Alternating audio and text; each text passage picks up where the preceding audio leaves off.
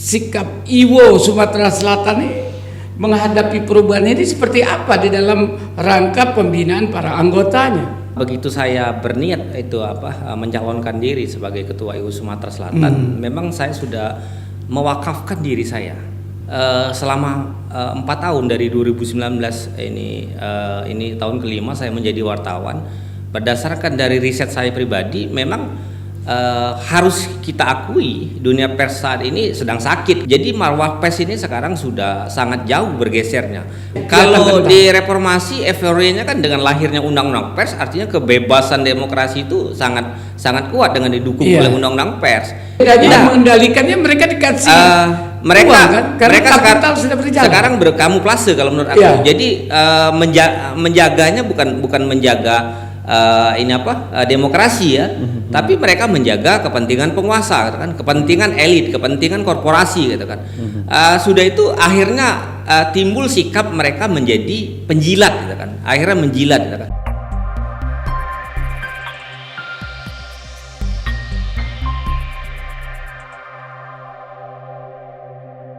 Assalamualaikum warahmatullahi wabarakatuh. Sahabat Suara Metropolitan dimanapun Anda berada, hadir bersama kami kembali dalam podcast Suara Metropolitan. Berita akurat terpercaya, fakta berbicara, bukti menjadi dalil, inspirasi daerah untuk Indonesia. Pada saat ini saudara-saudara sahabat Suara Metropolitan yang kami hormati, sebentar lagi kita akan melaksanakan Hari Pers Nasional Indonesia yang dirayakan setiap tanggal 9 Februari untuk menghargai kontribusi dan peran pers dalam pembangunan dan mengukuhkan demokrasi di Indonesia. Pada saat ini telah hadir bersama kita pengurus wilayah Ikatan Wartawan Online Sumatera Selatan, yaitu Bapak Hefran dan Bapak Imron Supriyadi selaku sekretaris daripada pengurus wilayah Ikatan Wartawan Online. Selamat sore Pak Efran dan Bung Imron Supriyadi. Selamat sore Pak Wijaya, pimpinan umum Suara Metropolitan. Ya, jadi pada sore ini kita santai-santai aja Pak Efran dan Pak Imron, bahwa kita lihat ini sebentar lagi ada Hari Pers Nasional. Nah, pada saat sekarang kalau kita melihat daripada peran pers di Sumatera Selatan ini atau secara nasional, kira-kira apa yang akan dilakukan pada masa Hari Pers Nasional ini? Ya, terima kasih. Sebelumnya saya sapa dulu sahabat Suara Metropolitan dimanapun becunyo berada, termasuk di Kota Palembang dan sekitarnya. Saya Efran, Ketua Iwo Sumatera Selatan, bersama Sekretaris Pak Imron Supriyadi. Jadi kami di pengurus harian sudah berencana untuk merayakan peringatan Hari Pers Nasional. Kenapa itu harus diperingati? Karena ini pers menjadi peranan penting dalam kehidupan bangsa Indonesia. Saya mengutip pernyataan dari Presiden ketiga Amerika, itu Pak Thomas Jefferson.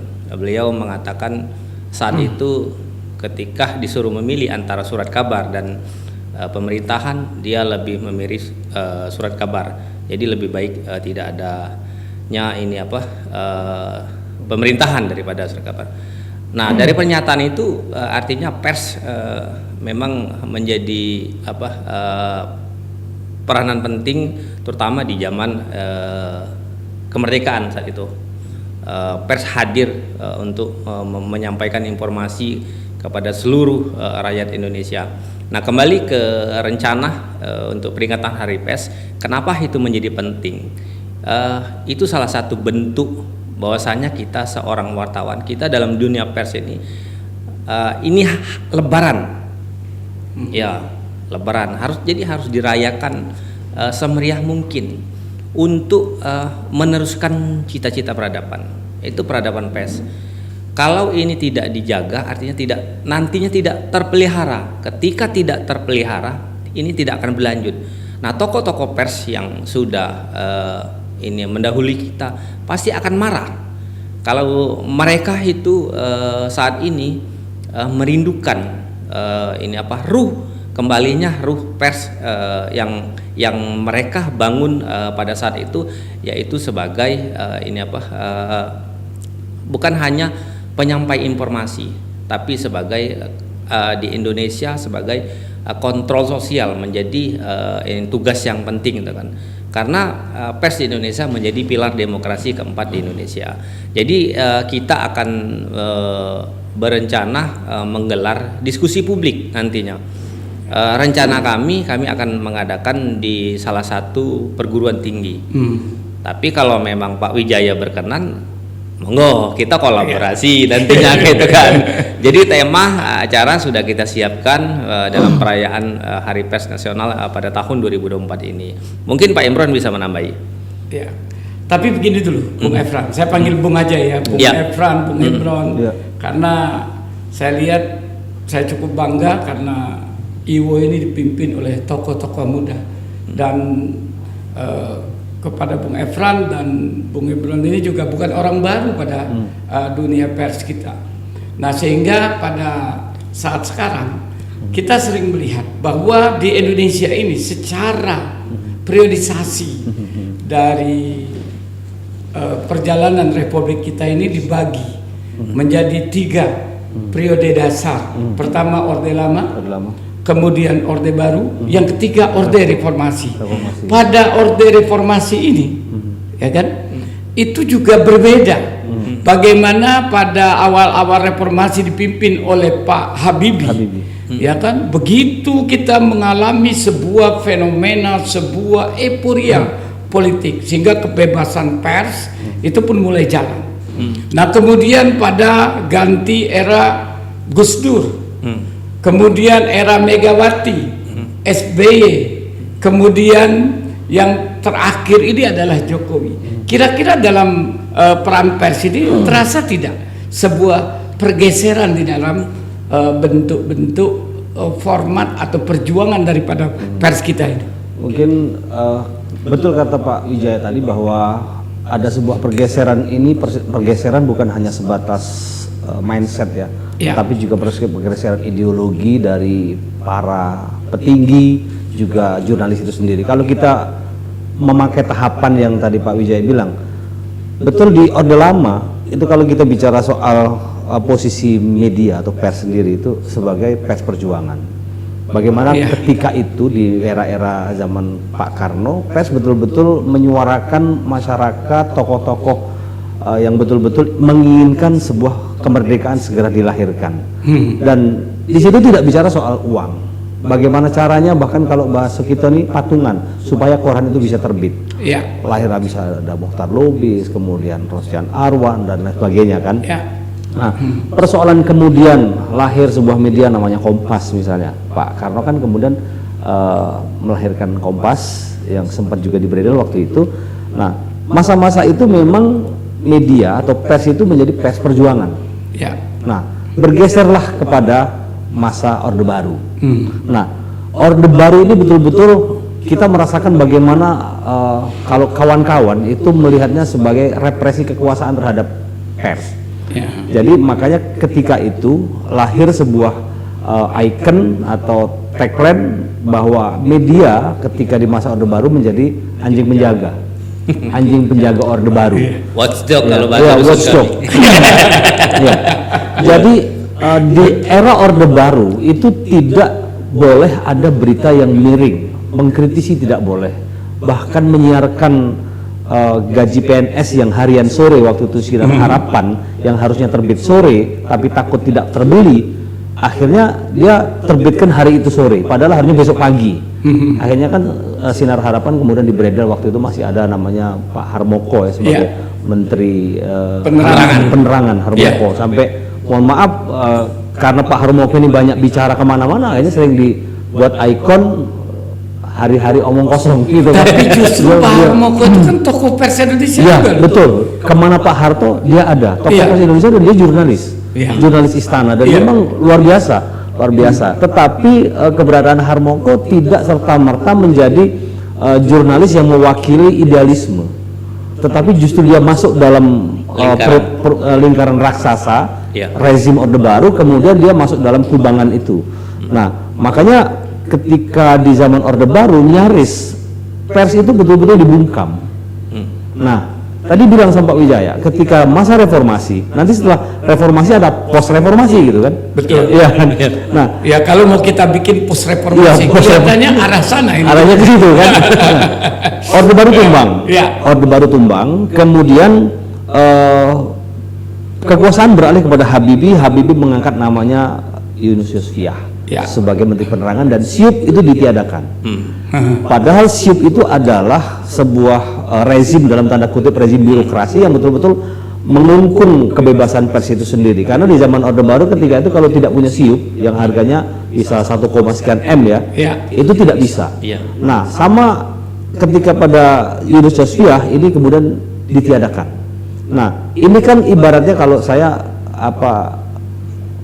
ban yang sekian 32 tahun Pak Wijaya dipompa terus dalam sebuah ban, kemudian meledak. Nah, ledakannya ini kemana-mana. Nah, yang nangkep ledakan tidak siap gitu loh. Akhirnya mereka gagap kebudayaan gitu kan. Ini lepas. Orang tidak menyangka bahwa 21 Mei ini Soeharto jatuh, kemudian kawan-kawan media juga tidak menyangka bahwa ini sebuah peristiwa besar yang akan berefek kepada kebebasan pers. Nah, ketika kebebasan pers muncul, mungkin Pak Wijaya masih ingat dengan muncul tabloid aksi, ya kan? Kemudian tabloid, istilah kami itu tabloid Kentucky ya, paha dan dada. Di Sudirman itu, Palembang itu, siapapun bisa melihat yang namanya aurat kebuka semua di koran. Kenapa? Euforia, betul nggak nih? Euforia kebebasan. Jadi semua orang yang punya duit yang bisa menerbitkan media tanpa SIUP, tanpa izin bisa menerbitkan koran. Sehingga euforia. Tapi ternyata itu juga ada masa jenuh. Lama-lama tabloid aksi juga habis. Sampai yang lucu itu Pak Wijaya, zaman itu sampai akhirnya kehabisan narasumber. Saking kehabisan narasumber, akhirnya apa? Menjadikan paranormal itu menghadirkan sosok Soekarno untuk diwawancarai. Jadi katanya ini wawancara imajiner. Padahal itu dalam konteks media kan tidak saking kebebasan pers itu begitu. Nah, ketika kemudian ini pasca Orde Baru, reformasi, nah pergeseran berikutnya apa Pak Wijaya? Tadinya dari perjuangan kemudian menjadi anjing penjaga, sekarang terjadi kapitalisasi media. Efeknya ketika ini sebuah kebebasan muncul, kapitalisasi media muncul, kemudian ada beberapa investor yang tidak punya latar belakang media, berkepentingan secara politik dan ekonomi masuk ke dalam sistem pers ini dan membeli dalam tanda kurung wartawan. Terjadilah perselingkuhan. Nah, jadi kartelisasi. Nah, sekarang menghadapi kartelisasi itu, bahwa dulu berbeda, Bung Imron ya. Kalau Orde Baru itu yang penguasaannya adalah secara politik. Sekarang, Bung Efrat, itu penguasaannya secara finansial. Nah, sekarang di dalam mensikapi ini, jadi mereka itu menjadi bagian kekuasaan, tetapi ya itu tadi seperti kartel. Nah, ini kesiapan daripada sikap Iwo Sumatera Selatan ini menghadapi perubahan ini seperti apa di dalam rangka pembinaan para anggotanya? Ya, itu yang menjadi sedih karena begitu saya berniat mencalonkan diri sebagai ketua IWU Sumatera Selatan, memang saya sudah mewakafkan diri saya untuk berjuang dalam profesi ini. Karena selama 4 tahun dari 2019 ini tahun kelima saya menjadi wartawan, berdasarkan dari riset saya pribadi, memang harus kita akui dunia pers saat ini sedang sakit. Kalau sedang sakit parah ini. Jadi kalau memang kita tidak cepat-cepat, minimal dari diri kita sendiri dulu lah, dari awal dari untuk berpikir benar bahwa pers yang benar itu seperti apa itu kan. Jadi marwah pers ini sekarang sudah sangat jauh bergesernya. Itu pada periode apa itu? Setelah reformasi ini? Post reformasi kayak. Post reformasi. Berarti setelah rejim, apakah rejim Mega, rejim SBY atau rejim Jokowi ini? Fenomena itu. Kalau di reformasi euforianya kan dengan lahirnya undang-undang pers, artinya kebebasan demokrasi itu sangat sangat kuat dengan didukung oleh undang-undang pers. Pers menggigit saat itu, menjalankan perannya menjadi anjing penjaga. Tapi sekarang ini kan jadi anjing penjaga lagi. Iya. Tapi bedanya mengendalikannya mereka dikasih mereka uang, kan? Karena mereka kapital sudah berjalan. sekarang berkamuflase kalau menurut aku. Jadi menjaganya bukan menjaga demokrasi ya, tapi mereka menjaga kepentingan penguasa, gitu kan, kepentingan elit, kepentingan korporasi, gitu kan. Sudah itu akhirnya timbul sikap mereka menjadi penjilat, gitu kan. Akhirnya menjilat, gitu kan. Ya karena penguasa pers di Indonesia itu memang bukan dilahirkan dari berlatar belakang media. Iya, berlatar belakang dari orang pers, orang media itu kan memang mereka itu cukong kan. Jadi kepentingan mereka itu bukan membuat sebuah perusahaan media itu untuk menjaga marwah pers tadi. Nah, ini yang menjadi kegundahan saya pribadi melihat kondisi sekarang. Bisa kita lihat di Kota Palembang di Sumatera Selatan, media mana sih yang memang kalau gigit-gigitnya enggak itu? Insya Allah nanti suara metropolitan ini kalau menggigit ya menggigit gitu. Ya tentu harapan kita. Jangan kemudian ketika dikasih roti kemudian gigit. Karena sudah kenyang. Karena kalau misalkan perusahaan media didirikan oleh orang yang punya ideologi, idealis, saya yakin bahwa media ini akan besar, kan? Bukan tidak mungkin akan merambah ke nasional, kan? Lalu apa yang dilakukan oleh Iwo Sumatera Selatan ini dalam mengantisipasi perubahan ini terhadap para anggota Iwo itu? Nah, itulah waktu saya berniat mencalonkan diri itu kan saya punya mimpi, kan? Saya bukan kiai, ustadz atau ulama, kan? Saya punya visi itu Iwo Sumsel berakhlak dan beradab. Selama 4 tahun saya menjadi wartawan, memang banyak saya temukan orang mau menjadi wartawan itu jurnalis banyak berbagai macam latar belakang kondisi itu kan. Ada yang dapat mimpi, ada yang dapat wahyu, ada yang ikut-ikutan, ada yang kecemplung. Tapi bukan didasari dari kesadaran diri itu kan. Contoh salah satu saja, Pak. Saya pernah menjadi narasumber di sebuah pertemuan itu kan, dari 100 orang yang hadir di sana. Saya tanya di dalam KTP itu cuma 7 orang seluruh wartawan di situ termasuk saya yang pekerjaannya adalah wartawan.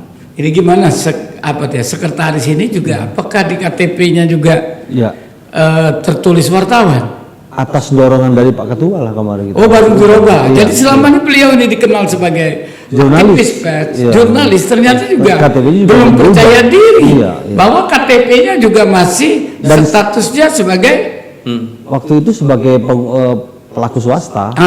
Pelaku swasta. Jadi wira swasta kan? Iya. Tapi wira swasta jurnalis, begitu ya. Tapi tidak spesifikkan di KTP. Nah, sekarang baru kita ubah. Oh begitu. Itu apa ada acuannya gitu Pak Ketua kira-kira? Sebenarnya kita kan, kalau saya itu kan lebih di Iwo, saya lebih membangun ideologi. Apa ideologi Iwo? Ideologi Iwo tadi seperti yang visi saya tadi, Iwo Sumsel berakhlak dan beradab. Karena gini ya, orang yang pintar, yang kompetensi di dalam dunia pers ini sebagai jurnalis itu belum tentu dia bisa ideologinya seperti yang diharapkan oleh tokoh-tokoh pers kita.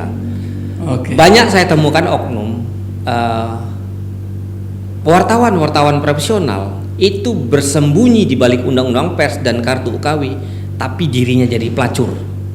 Maksudnya serem sekali itu ya kalau dibilang pelacur seperti itu. Ya contoh salah satu terlalu ekstrem saya kira. Contoh salah satu buat berita pagi buat berita, sore ngajak ngopi gitu. Tapi kan sah saja, siapa tahu melakukan kode etik jurnalistik, melakukan konfirmasi terhadap berita yang ditulis gitu. Kalau lebih kejam saya bilang langsung 86. Terjadi kan ngajak ngopi itu kan, atau minta diajak ngopi itu kan kemungkinan akan terjadi transaksional. Itu kalau wartawan yang ngajak, kalau wartawan yang diajak sama. Sama arahnya pasti ujung-ujungnya ke sana. Karena itulah banyak ditemukan di website itu 404. Itu kalau saya pasti. Iya, pasti. Nah, kalau itu anggota Ibu, apa yang dilakukan oleh Ketua Ibu Sumatera Selatan? Ternyata yang melakukan itu anggota Ibu. Itu saya begitu menjadi ketua Ibu, jadi merekrut anggota itu memang saya tegaskan. Sudah ada beberapa kabupaten saya kunjungi, saya tegaskan ketika kalian ditemukan menjadi pelacur, saya akan langsung pecat, tidak hormat. Ya, tapi kalau misalnya ada konsekuensi logis dari pemberitaan, misalnya suara metropolitan ini, pada akhirnya ada pihak-pihak yang merasa terganggu dengan kepentingannya dan melaporkan itu kepada pihak berwajib, apa yang akan dilakukan oleh Ibu? Nah, itulah karena di tahun 2020 saya pernah dikriminalisasi. Saya pernah jadi tersangka, dan ini bagian salah satu yang mendorong saya untuk berjuang dalam profesi ini, karena memang pedih ketika kita dalam sebuah perjuangan untuk menegakkan kebenaran dan keadilan, tetapi kita dibungkam itu kan, dikriminalisasi. Kenapa saat itu saya dikriminalisasi? Karena saya diminta untuk berdamai. Jadi setelah saya menulis dan menyiarkan sebuah peristiwa kasus di salah satu kabupaten, saya diminta berdamai, diajak ngopi lah yang bahasa tadi. Ya saya bingung yang mau didamaikan itu apa, kecuali misalkan saya mencuri barang Pak Wijaya atau saya memukul Pak Wijaya, artinya ada delik hukum di sana. Kalau di pers, selagi kita sesuai dengan kode etik, saya pastikan tidak ada delik. Orang yang ada delik itu orang yang di luar kode etik. Misalkan kita memeras, misalkan kita menerima suap. Nah, mereka kemarin menawarkan saya jumlah uang puluhan juta, bahkan itu dijanjikan tiap bulan.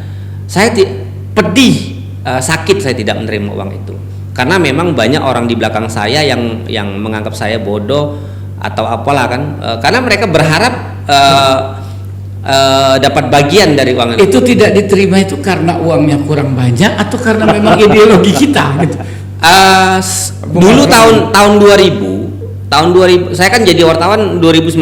Ya. Tahun 2001 kalau salah, saya pernah diajak teman saya untuk dicemplungkan. Dicemplungkan ke dunia ini. Saat itu saya masih jadi karyawan biasa serabutan gitu kan. Saya tanya gajinya gimana, dia bilang ya itu tadi Pak, main 86 tadi. Nah itu langsung nurani, karena itulah anugerah dari Allah, dari Tuhan ya. Memang saya dikasih anugerah seperti itu, jadi nurani saya menolak. Itu prinsip hidup saya tidak mau menzolimi orang, mencari rezeki yang seperti itu. Nah ketika tahun 2019 aku jadi juga wartawan. Saya akhirnya benang merahnya ke situ, ke tahun 2001. Akhirnya saya tegaskan dalam diri saya harus menjadi pejuang pers. Profesi ini ada perjuangan. Akhirnya uang itu saya tolak.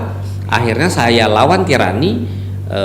Saya minta bantuan kepada Tuhan bahwa saya terzolimi, dan alhamdulillah kasus itu sudah di SP3. Dan tidak masuk penjara. Ya, sekarang kita beralih lagi ini ke Pak Sekretaris ini, Bung Imron. Beliau ini saudara sekalian, bahwa beliau ini juga dari dulu ini sebagai saya suka diminta narasumber di salah satu radio swasta yang saat ini juga tetap berjaya. Bung Imron, seperti yang dikatakan oleh Pak Ketua tadi, Bung Efran, bahwa peran pers bukan hanya sekarang media pendidikan, media hiburan, kemudian juga media penerangan. Salah satunya adalah sebagai media pengawas sosial di masyarakat. Nah, menurut Bung Imron sendiri pada saat ini, apakah fungsi-fungsi itu memang sudah berjalan secara seimbang? Idealnya harus seperti itu. Ini kan bicara soal idealnya. Karena sekali lagi bahwa waktu ujian skripsi saya pernah ditanya salah satu dosen. Jadi Saudara Imron, pertanyaan ini adalah pertanyaan terakhir. Ya. Kalau pertanyaan ini dijawab dengan benar, maka ini pertanyaan terakhir. Tapi kalau jawaban Anda salah, maka akan saya lanjutkan. Mohon izin Ketua, silakan, sudah dilanjut. Siapakah menurut Anda wartawan yang paling profesional di muka bumi ini? Silakan dijawab Saudara Imron. Saya jawab dengan mantap. Wartawan yang paling profesional di muka bumi ini adalah Rasulullah SAW. Cukup, artinya jawaban saya benar. Nah, maksud saya ingin mengatakan seperti ini, bahwa misi kenabian itu menjadi ruh dari seorang jurnalis. Ya. Jadi karena yang dibawa adalah misi kenabian, maka yang namanya mengkritisi, kemudian mengoreksi tentang kebijakan-kebijakan yang berefek secara politik, sosial, kebudayaan, ini menjadi sebuah tugas ideal bagi sebuah media. Nah, persoalannya adalah kita punya pilihan-pilihan. Kadang-kadang ada yang takut, terlalu berhati-hati takut. Ya. Nah, maksud saya teman-teman di wartawan juga berhati-hati itu bukan berarti takut gitu loh. Artinya berhati-hati sini bukan kemudian takut, tetapi melihat bahwa kita ini punya kode etik, sehingga menjadi wartawan yang betul-betul dilindungi gitu loh. Nah, ketika kemudian daya kritis ini hilang, maka kita sebenarnya bergeser, sudah bukan lagi pembawa misi kenabian. Dia harus tabligh, amanah, fatonah, ya kan? Jadi dia harus cerdas, dia harus kritis, dia harus melihat situasional. Bagaimana sih sebenarnya persoalan ini adalah persoalan yang menyimpang. Memang wartawan kan tidak boleh beropini, Ya. tidak boleh beropini. Makanya pokok-pokok pikiran wartawan itu kita pinjamkan mulut dari salah satu pengamat misalnya. Pak Wijaya itu nggak terasa biasanya saya kerjain dia. Tapi sekarang malah saya ngerjain. saya yang punya data, Pak Wijaya saya suruh bicara itu kan. Nah, begitu pengamat sosial, politik bicara, sebenarnya ini bermula dari kita karena kita punya data, punya fakta di lapangan bahwa ternyata ada kebijakan-kebijakan yang tidak sesuai dengan kebijakan-kebijakan yang seharusnya. Nah, ketika itu tidak sesuai, maka kita pinjam siapa nih yang kompeten bicara soal ini. Efeknya Pak Wijaya, tentu ada orang-orang yang merasa terganggu. Ya. Nah, terganggu ini kan karena dia merasa bukan karena dia benar, karena dia salah. Coba kalau misalnya salah, kalau benar, ngapain kita takut? Makanya kalau Pak Ketua tagline-nya gini, jangan pernah takut sama wartawan. Kalau Anda benar, Ya. silakan, Dek, ayo kita ngobrol dengan wartawan. Tapi sekarang nih wartawan kan bukan ditakuti, bukan preman, bukan petugas. Tapi mereka justru karena adanya janji-janji yang bersifat finansial. Yang janji salah, yang menerima janji juga salah. Karena ideologi wartawan bukan seperti itu Pak Wijaya. Iya. Ya. Tidak Bukan menerima itu, apapun. Bukan. Jadi gini loh. Itu pilihan ya. Jadi Iya. saya tidak kemudian bahwa kita ini bukan malaikat juga ya kan. Tapi maksud saya ketika sekarang saya umpamakan, setiap kali saya wawancara dengan Pak Wijaya, setelah wawancara Pak Wijaya ngasih uang saya 100.000, terus saya terima. Nanti suatu saat saya menjadi bupati, Pak Wijaya menjadi senior saya. Siapa bupatinya? Si Imron. Sudahlah, Imron itu dulu jadi jurnalis. Kalau datang ke saya kasih 100.000. Bukan masalah 100.000-nya, harga diri gitu loh. Yang parah. Betapa rendah kita. Yang namanya kita sudah diciptakan oleh Allah itu menjadi makhluk yang mulia. Kok tiba-tiba merendahkan diri sebagai makhluk yang asfala safil, menjadi yang merendahkan diri. Hanya kita manusia ini kalau sudah berbuat lebih gila, lebih daripada hewan, balhum adol gitu kan. Kalau kita mungkin 100.000, kenapa? Reporter biasa. Ya. Kalau sudah di tingkat UKW, pemimpin redaksi, saya main rekening sama Pak Wijaya. Oh begitu. Iya. Itu modis itu ada itu? Ada. Sangat. Ada. Yang parahnya kan gini, ini Pak Wijaya. Ya. Kita jangan bangga dikasih uang dari orang ya, dari orang. Karena mulut mereka itu ember. Oh, yang begitu. dibilang itu sekretaris tadi, ya itu Efran sudah aku bantu sekian, itu Pak Wijaya. Iya. Nah sayangnya kan Tapi kalau dia muat iklan kan sah saja kan. beda. Beda. Oh, jadi kan beda itu. Ya, beda. Kalau itu kan ada transaksional. Ya. Kalau mereka tidak bayar, saya hantam, saya tagih gitu. Oh, kan. begitu. Tapi kalau misalkan Ada penawaran. ada penawaran, beda itu. Jadi gini Pak Wijaya, saya tanya sama kawan-kawan, kenapa Mas Imron kemudian mengharamkan dalam tanda kutip, bukan dalam konteks hubungan vertikal ya, mengharamkan amplop diterima dari narasumber. Sekarang gini, ketika Imron Supriyadi datang ke Pak Wijaya, tidak kenal nih, datang, saya membawa suara metropolitan ke bawah, terus tiba-tiba setelah wawancara, saya dikasih uang nih 100.000 atau 200.000, ya kan? Saya terima nih. Pertanyaannya adalah, uang ini saya laporkan nggak kira-kira? Tidak. Tapi kan itu biasa saja itu. Enggak. Satu pergaulan. Orang mereka juga bukan duit pribadi kok. Nanti dulu, Duit juga. nanti dulu. Ini kita bicara soal harga diri Iya. dan pengkhianatan. Oke. Ini lebih parah ini. Jadi ketika saya datang ke Pak Wijaya dan saya membawa branding Suara Metropolitan, yang dibayar itu bukan Imronnya loh Pak, tapi Suara Metropolitan. Kalau saya ujuk-ujuk datang nggak kenal siapa lu, tiba-tiba minta duit 200.000. Makanya pernah kejadian di saya. Itu ujian saya waktu di Japos ketika ditanya sama Mas Parno almarhum, bagaimana ketika dikasih amplop oleh narasumber dan kamu tidak bisa menolak? Apa yang saya jawab? Mas, uang itu saya ambil, kemudian Berita saya terus. sampaikan kepada redaksi. Itu urusan redaksi yang akan mengembalikan. Dan itu saya lakukan.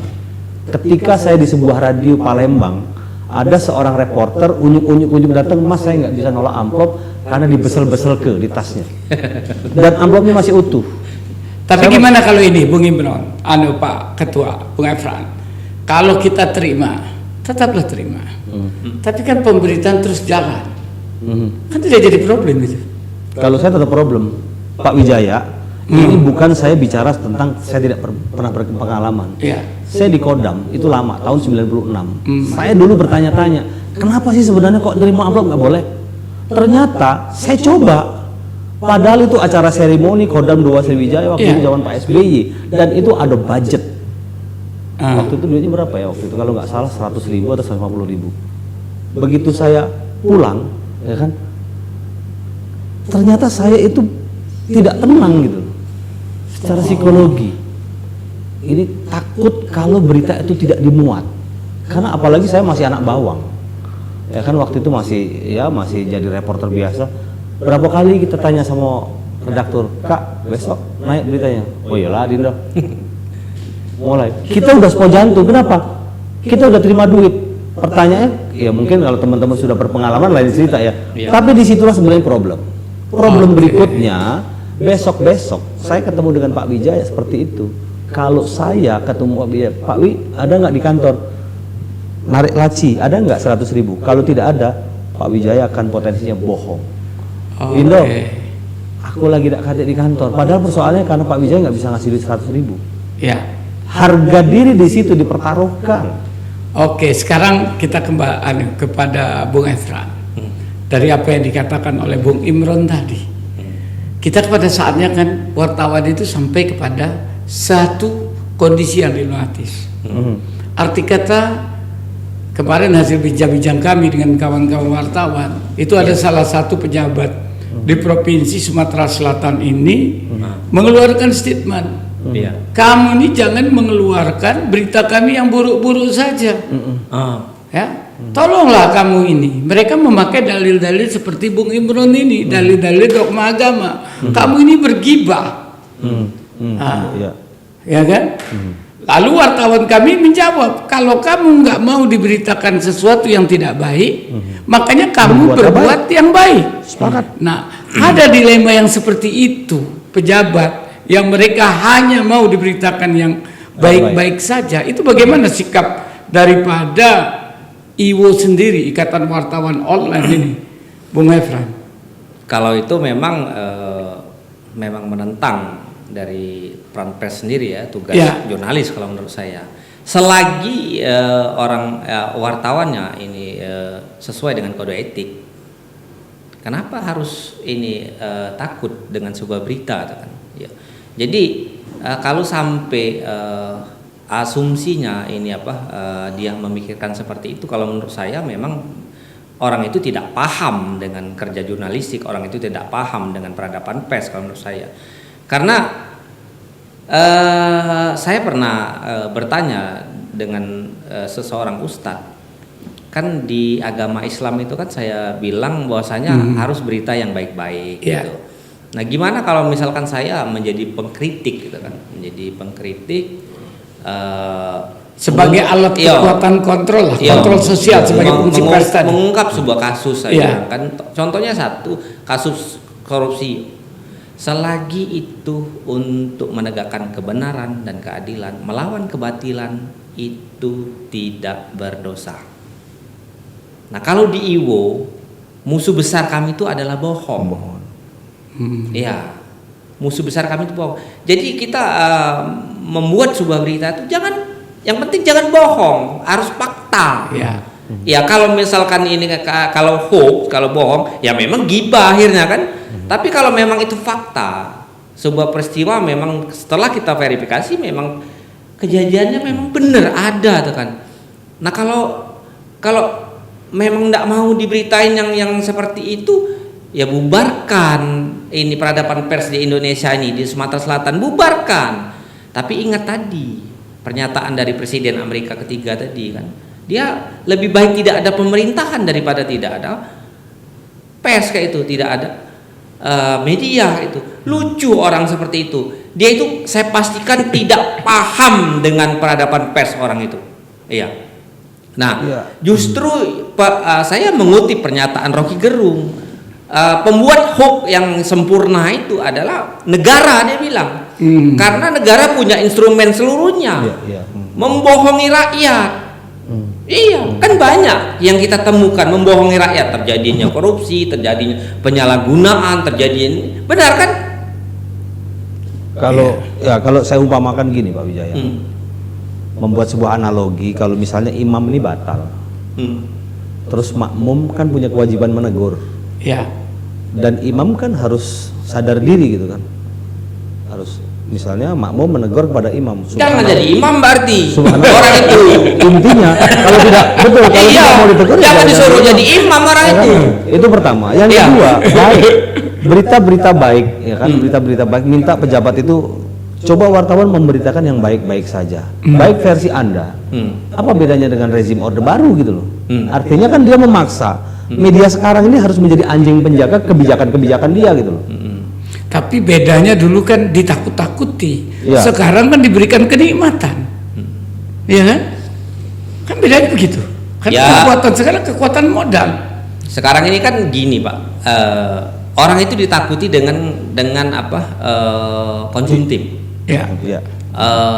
Banyak wartawan, kalau bahas di dunia kita tuh ya advertorial ya, ADP itu kan.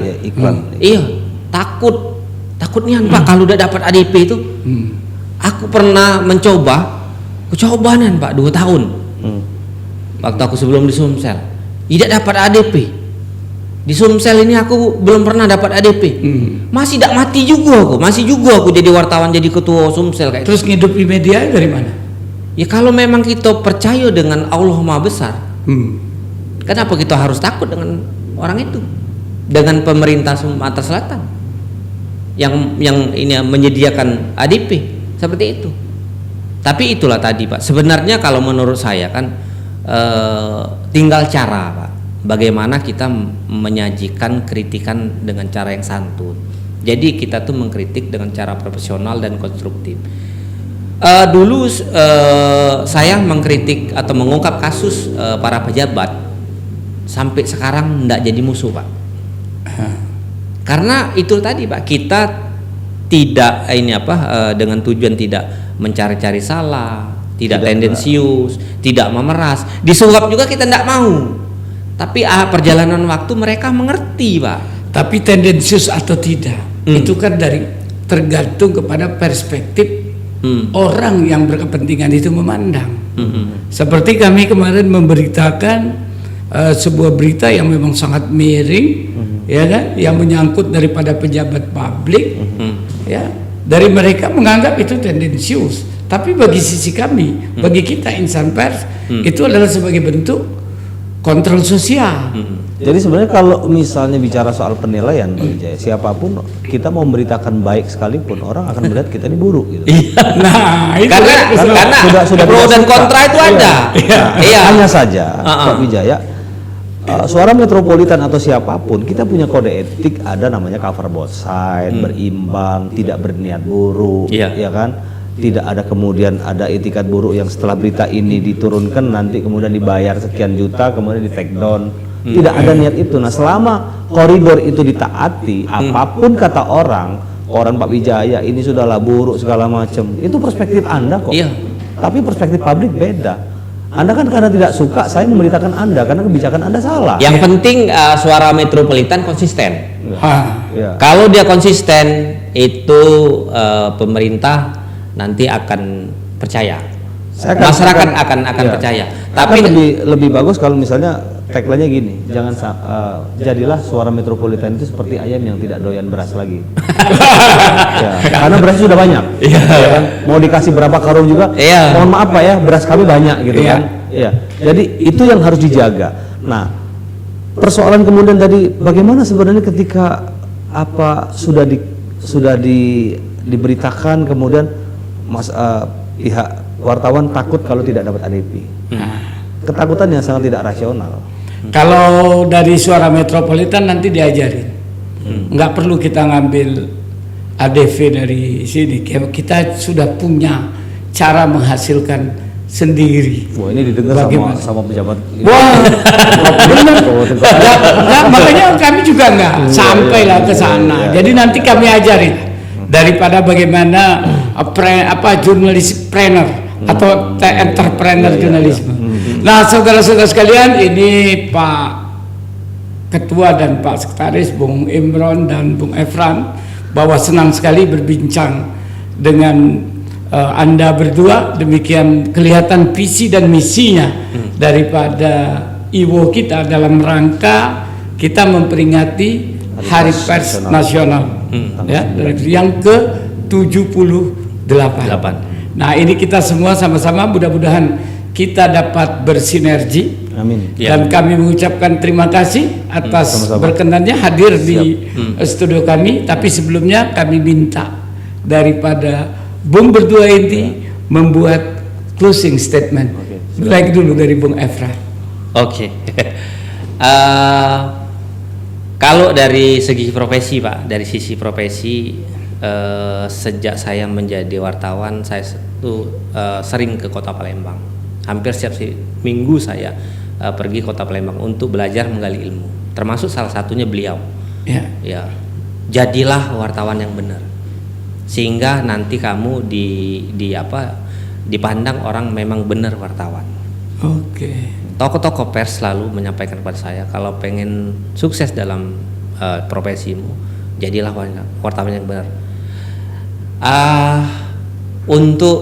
Kalau dari sisi medianya, perusahaan media seperti Suara Metropolitan, tetaplah memegang teguh idealisme. Kita tidak akan mati perusahaan pers ini, kalaupun kita tidak mendapat kue dari penguasa. Kalau memang kita yakin bahwa tujuan kita mulia, perjuangan itu kan. Jadi antara profesi dan ini media itu memang harus terikat kuat batinnya. Sehingga ketika nanti Pak Wijaya selaku korporasi, wartawannya memang punya idealis tinggi, Pak Wijaya bisa dibeli, sudah saya pastikan SM akan runtuh dan kepercayaan publik akan Suara Metropolitan akan tergerus. Apalagi Suara Metropolitan kan saya pantau memang masih baru ya. Jadi 2018 ya. mulainya. Di sini mulainya di Palembang ini baru 3 bulan. Iya. Nah, justru sebenarnya terakhir saya memang berharap sekali, Pak.